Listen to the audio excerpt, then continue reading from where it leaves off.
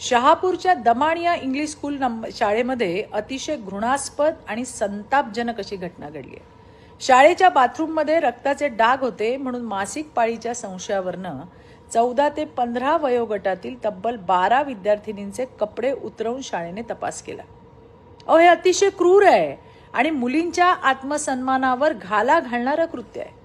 मासिक पाळी आली म्हणजे काही गुन्हा नाही, पण रक्ताचे डाग आढळले म्हणून शाळेकडून ही क्रूरतेची परिसीमा गाठणं म्हणजे अतिशय लज्जास्पद अशी बाब आहे.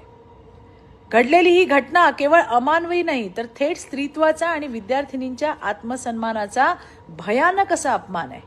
शाळा म्हणजे विश्वासाचं, संरक्षणाचं ठिकाण असायला हवं, पण या घटनेनंतर या विद्यार्थिनींसाठी शाळा म्हणजे भीती, लाज आणि मानसिक छळाचा अड्डा बनलाय. या घटनेबाबत संबंधित मुख्याध्यापकांवर पॉक्सो अंतर्गत गुन्हा दाखल झाला असं समजतंय. याशिवाय जे जे जबाबदार असतील त्यांच्यावर गुन्हा दाखल करण्यात यायलाच हवा, यासाठी मी स्वतः सुद्धा त्याचा पाठपुरावा करणार आहे. शाळेमध्ये विद्या शिकवली गेली पाहिजे, आत्मविश्वास मुलींमध्ये रुजवला गेला पाहिजे. तिथे असा लज्जेचा बाजार मांडत असतील तर ते कदापि खपवून घेतलं जाणार नाही. धन्यवाद. जय हिंद, जय महाराष्ट्र.